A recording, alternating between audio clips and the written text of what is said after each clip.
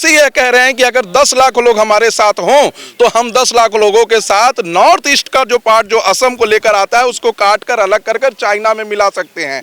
इन्होंने उसमें आगे यह कहा कि अगर सब मुस्लिम चाह जाएं तो इस देश में गृह युद्ध हो सकता है और हम पाकिस्तान बांग्लादेश की तरह एक अलग देश का भी निर्माण इस देश के अंदर कर सकते हैं। ये बोला गया था। जी जी, उस वीडियो में इन्होंने बोला है, सबकी एफएसएल रिपोर्ट है, जांच हो चुकी है, फॉरेंसिक रिपोर्ट आ चुकी है, साफ कर दिया गया है कि एक साल अगर जब 5 साल 3 महीने रह सकते हैं तो एक साल वो और बाहर के पीछे रहे। अगर सुप्रीम कोर्ट ने साफ कहा है कि यहाँ पर कोई ट्रंप कार्ड मत खेलिए, आप आर्टिकल 21 का हवाला हमसे मत दीजिए, एकदम औकात दिखा दी। और वो एक ऐसा आदमी है, रेडिकलाइज्ड आदमी, जो अपने शपथ समारोह में कुरान लेकर जाता है, कुरान पे शपथ लेता है। ममदानी को उनकी औकात दिखाने के लिए ऑनरेबल सुप्रीम कोर्ट का यह जजमेंट बहुत काफी है। यानी देश को काट के एक और देश पाकिस्तान की तरह बना, जी, एक और देश बनाना चाहते हैं। वहां पर ये मौजूद है, यह बयान भी यही दे रहे हैं, ऐसा नहीं है कि दूसरा कोई बयान दे रहा है और ये मौजूद हो। किसने बोला था ये उमर खालिद ने बोला था और यह कोर्ट ने इसे दरकिनार किया है।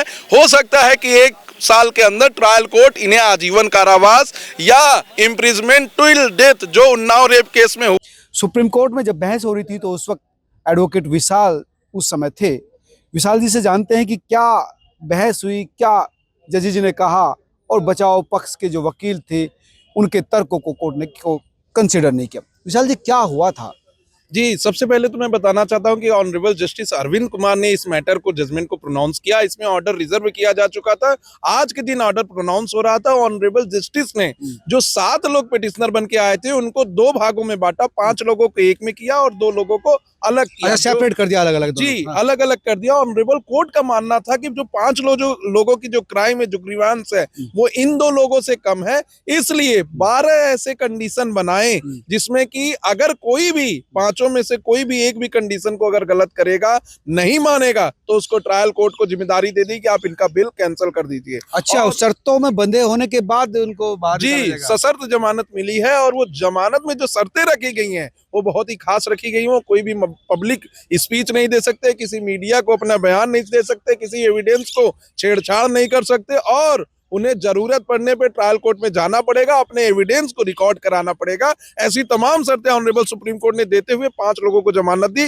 जबकि 2 लोगों के लिए ऑनरेबल सुप्रीम कोर्ट ने माना कि हम इसमें मानते हैं कि प्राइमा फेसी शर्जील इमाम पे और उमर खालिद पर केस बनता है और ट्रायल का एक ग्राउंड लेकर under article 21 of the constitution of India आप जमानत नहीं ले सकते हैं। ऐसा नहीं है कि जो जमानत डिनाई किया गया है दिल्ली हाई कोर्ट के द्वारा वो गलत किया गया, वो बिल्कुल ही सही किया गया है और इस केस में प्राइमा फेसी केस बन रहा है अगेंस्ट द 2 एक्यूज, तो उनको जमानत नहीं दी गई। हालांकि उनको थोड़ा सा रिलैक्स करते हुए ट्रायल कोर्ट को यह कहा कि 1 साल के अंदर अपनी प्रोसीडिंग कंप्लीट करिए और 1 साल में अगर प्रोसीडिंग नहीं होती है तो ये बेल का एप्लीकेशन ट्रायल कोर्ट से शुरू कर सकते हैं, उसमें भी डायरेक्ट ये सुप्रीम कोर्ट नहीं आ सकते, यानी ट्रायल कोर्ट जाना पड़ेगा, फिर हाई कोर्ट, तब जाके ये सुप्रीम कोर्ट में आ सकते हैं जमानत के लिए। तो कहीं ना कहीं बहुत ही खास निर्णय रहा है और इसमें दोनों लोगों को खुशी हो रही, जो सरकार के साथ भी थे, जो वकील खड़े थे, जो सरकार के खिलाफ भी जो वकील खड़े हुए थे एक्यूज की तरफ से, दोनों लोगों को इसमें खुशी, क्योंकि 5 लोगों को जमानत ऑनरेबल कोर्ट ने दिया है।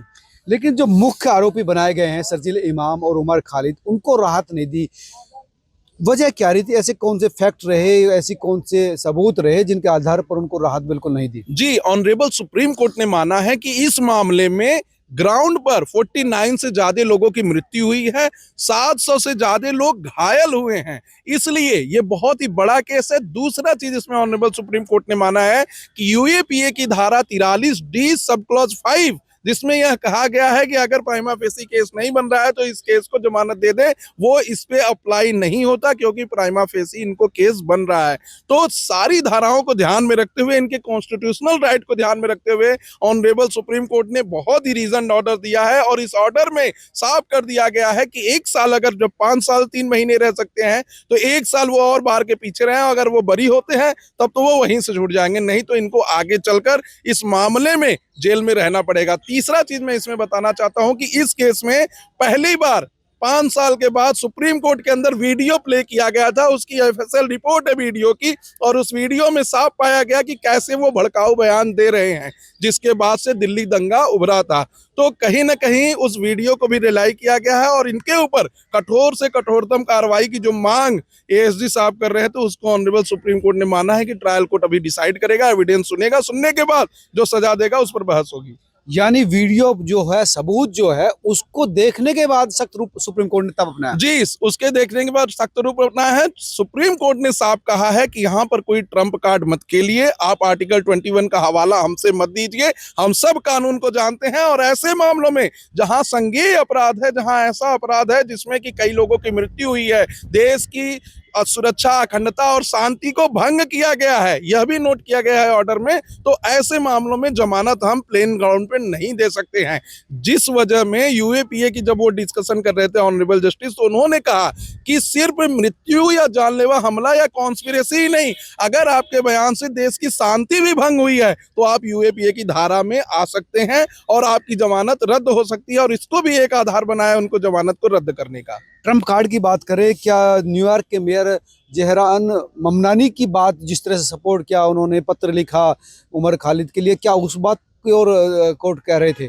जी, कहीं ना कहीं कोर्ट का इशारा उसी तरफ था। Honourable supreme court of India पूरे विश्व की एक ऐसी कोर्ट है जिन्होंने याकूब मेनन को चांस दिया था ट्रायल का, जिन्होंने अजमल कसाब को चांस दिया था ट्रायल का, जिन्होंने 2001 में संसद में हमला करने वाले अफजल गुरु को चांस दिया था, क्योंकि सारी चीजें वीडियोग्राफी थी, सब चीज ऑन रिकॉर्ड था, फिर भी ट्रायल का, फेयर ट्रायल का चांस दिया, लीगल एड मौजूद करवाए उन लोगों को, और सारे प्रोसीजर होने के बाद तब उनको जेल और फांसी हुई। तो ऐसे मामले में ऑनरेबल सुप्रीम कोर्ट के ऊपर अगर विदेश के लोग ये उंगली उठाएंगे कि यहाँ ट्रायल नहीं हो रहा है, ट्रायल में डिले हो रहा है, तो यह कहीं से भी बर्दाश्त भारत की संविधान और भारत का देश नहीं करने वाला है, क्योंकि हमारे संविधान में लिखा है India is a sovereign country. Preamble की शुरुआत यहीं से होती है। इसका साफ साफ मतलब है किसी भी देश से कोई भी नेता हमारे ऊपर किसी चीज के लिए दबाव नहीं बना सकता, और उसका आज एक साफ, सुस्पष्ट और मजबूत उदाहरण ऑनरेबल सुप्रीम कोर्ट ने पेश कर दिया। मदमानी वहां से रोए, गाएं, चिल्लाएं,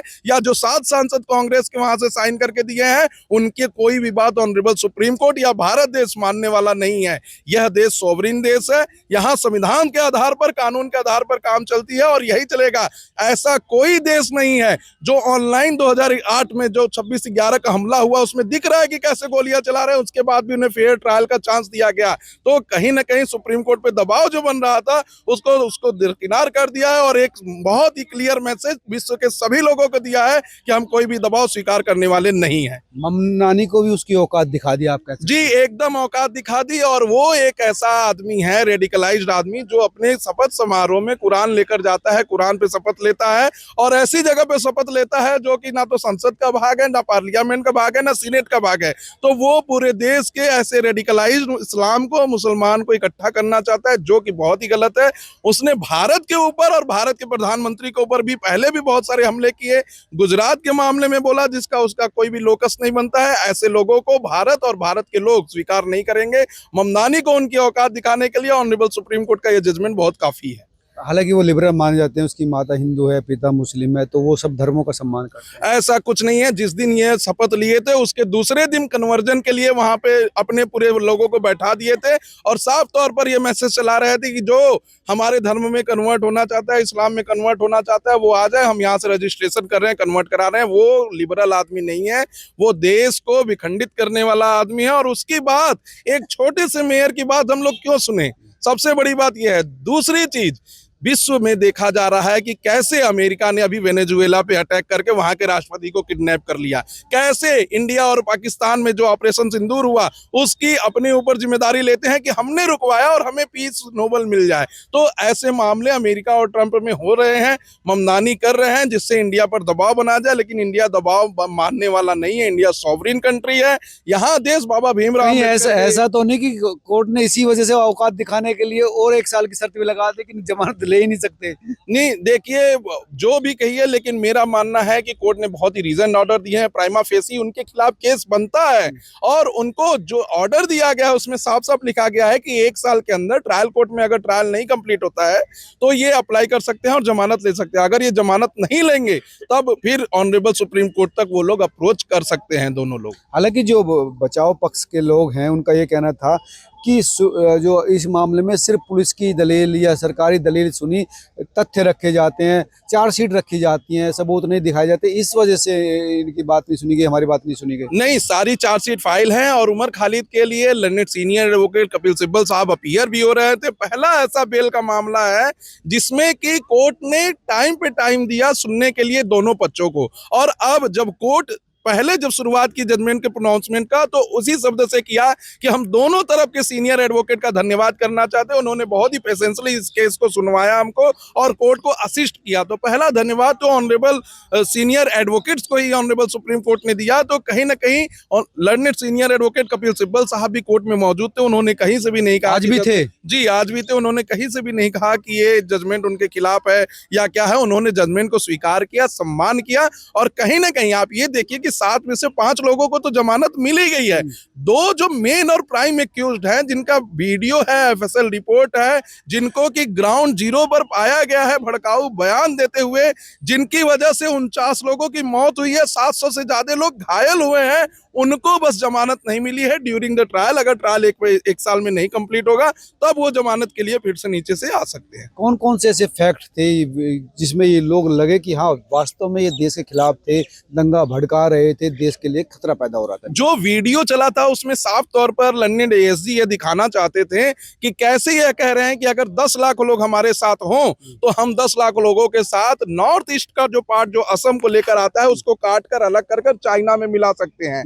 इन्होंने उसमें आगे यह कहा कि अगर सब मुस्लिम चाह जाएं तो इस देश में गृह युद्ध हो सकता है और हम पाकिस्तान बांग्लादेश की तरह एक अलग देश का भी निर्माण इस देश के अंदर कर सकते हैं। ये बोला गया था? जी जी, उस वीडियो में इन्होंने बोला है। सबकी एफएसएल रिपोर्ट है, जांच हो चुकी है, फॉरेंसिक रिपोर्ट आ चुकी है, इन्हीं का आवाज है और यही है, यह प्रूव हो चुका है ट्रायल कोर्ट में और रिपोर्ट से। तो कहीं ना कहीं इतने गंभीर मुद्दे में यानी देश को काट के एक और देश पाकिस्तान की तरह बनाना, जी, एक और देश बनाना चाहते हैं। वहां पर ये मौजूद है, यह बयान भी यही दे रहे हैं। ऐसा नहीं है कि दूसरा कोई बयान दे रहा है और ये मौजूद। किसने बोला था? ये उमर खालिद ने बोला था और ये दिल्ली में ही बयान चला था उनका और उसी के बाद दंगा भड़का था। और कहीं ना कहीं कोर्ट ने इस पर भी स्पेसिफिक टिप्पणी की है कि सिर्फ मरने से या कोई कॉन्स्पिरेसी करने से यूएपीए की धारा नहीं लगेगी। अगर आप देश की अशांति फैलाते हैं, देश में शांति को भंग करते हैं, तब भी यूएपीए की धारा मानी जाएगी और उसे वैलिड पॉइंट माना जाएगा। इनकी तरफ से लगातार कहा जा रहा है कि नहीं ऐसा कुछ नहीं है, हम दंगा फैलाने में हमारा कोई पार्ट नहीं था, हम तो दिल्ली से बाहर थे जब दंगा हुआ। ये तमाम तथ्य इनकी तरफ से रखे। इनकी तरफ से जो तथ्य दिए जा रहे हैं उसमें मेनली ये कहा जा रहा है कि हमारे बयान की वजह से दंगा नहीं हुआ, जो कि बिल्कुल ही गलत है। इन्हीं के बयान के बाद दंगा हुआ, उसको एडिक्वेट सब्सटेंस के रूप में माना जा रहा है। दूसरा चीज, इनका यह कहना नहीं है कि हमने ये बयान नहीं दिया है, ये मान रहे हैं कि हमने ही ये बयान दिया है। इनका ये कहना है कि बयान देने के बाद दंगा नहीं हुआ है, ये तो आपस में लोग ऐसे ही लड़ रहे थे, जो कि बिल्कुल ही गलत है। कोर्ट ने इसे दरकिनार किया है।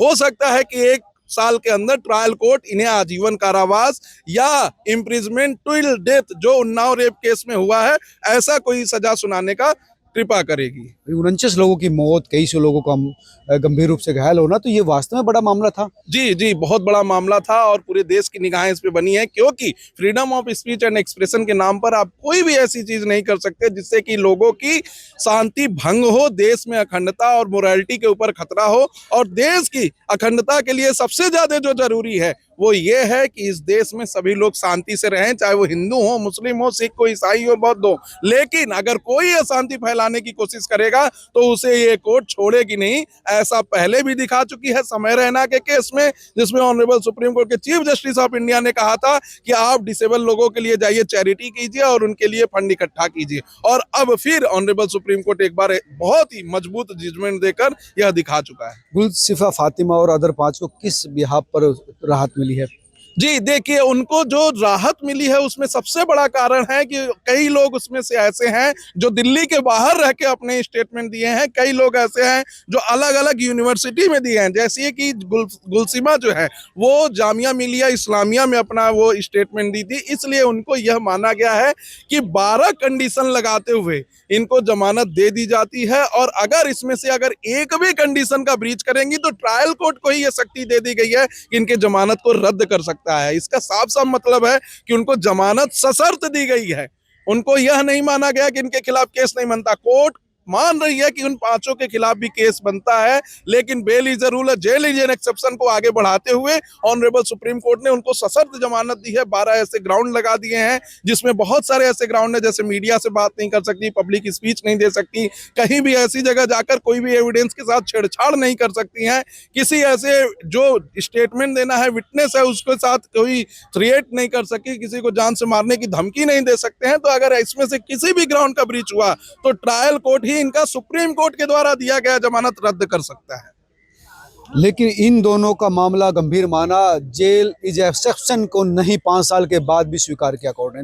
जी, इसमें ऑनरेबल सुप्रीम कोर्ट ने स्पेसिफिक लाइन भी कहा है कि हम मानते हैं कि अंडर आर्टिकल 21 ट्रायल होना चाहिए था, इसके लिए स्टेट ने देरी की, लेकिन यह कोई ट्रम्प कार्ड नहीं हो सकता, यह कोई ऐसा कार्ड नहीं हो सकता जिसकी वजह से इनको जमानत दे दी जाए, क्योंकि प्राइमा फेसी ये केस बनता है और हम देश की अखंडता, सुरक्षा और शांति के लिए प्रतिबद्ध और जिम्मेदार हैं, तो ऐसे में हम इनको जमानत नहीं दे सकते। और कुछ महत्वपूर्ण बात जो कोर्ट रूम में हुई हो जिसको लेकर लगता है कि देश को जाननी चाहिए विशाल जी, उसमें सबसे महत्वपूर्ण बात मैं बता दूं, इनके जो वकील थे उमर खालिद और शर्जील इमाम के, इन लोगों का कहना था कि ऐसे तो अगर 1 साल में ट्रायल नहीं चला तो फिर से जो प्रोसीजर चलेगा वो ट्रायल कोर्ट से होकर चलेगा और फिर हाई कोर्ट में जाएगा, फिर सुप्रीम कोर्ट में, तो फिर आने में 5 साल लग जाएंगे। तो उनकी जो चिंता थी वो इस बात की थी, लेकिन ऑनरेबल कोर्ट ने ट्रायल कोर्ट को जो आदेश दिया है, मेरा मानना है कि ट्रायल कोर्ट 1 साल में उसे कंप्लीट और कंक्लूड कर देगी और हो सकता है तो इसी केस में उन्हें आजीवन कारावास की सजा हो। लग रहा है आज जी, मुझे तो बिल्कुल लग रहा है, क्योंकि कोर्ट ने जब ऑनरेबल सुप्रीम कोर्ट ने ये मान लिया कि प्राइमा फेसी उनके खिलाफ केस बनता है और यूएपीए धारा के अंतर्गत बनता है, इसमें यूएपीए की सेक्शन 43D सब+5 को भी डिस्कस किया, सेक्शन 16 और सेक्शन 17 जिसमें कॉन्स्पिरेसी और कॉन्स्पिरेसी से मौत किसी को हो जाती है उसको भी डिस्कस किया गया है और डिटेल ऑर्डर में सब लिखा गया है कि जो जजमेंट आया दिया है दिल्ली हाई कोर्ट ने उसमें कोई भी गलती नहीं थी। तो कहीं ना कहीं यह देखने वाली बात थी कि दिल्ली हाई कोर्ट के जजमेंट को ऑनरेबल सुप्रीम कोर्ट ने नकारा नहीं है, बल्कि उसमें कुछ अमेंडमेंट करके 2 लोगों को 4 लोगों को बेल पे छोड़ दिया। बाकी 2 लोग जो मेन एक्यूज थे वो अभी भी जेल में रहेंगे।